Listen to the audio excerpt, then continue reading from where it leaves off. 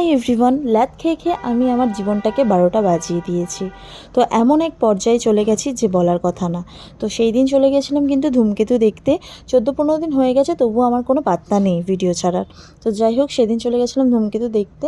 আমি গিয়েছিলাম আইনক্সে, হাইল্যান্ড পার্কে যেটা আছে। তো প্রথমেই বলি, দুজন ভীষণ প্রিয় মানুষ আমার, অত্যন্ত কাছের মানুষ আমি মনে করি। দুজনকে খুব ভালো লাগে সেই ছোটো দিয়ে।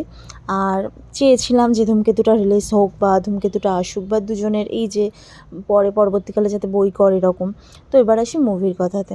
আমার পার্সোনালি দিক দিয়ে আমার তো ভীষণ ভালো লেগেছে মুভিটা। আমার একটুও মনে হচ্ছিল না যে এটা 10 বছরের বা 9 বছরের পুরনো মুভি।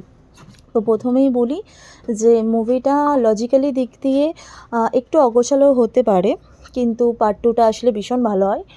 আর হচ্ছে ইমোশনালের দিক থেকে ভীষণ ভালো লেগেছে মুভি। আমি ভীষণভাবে চাই পার্ট 2টা আসা দরকার।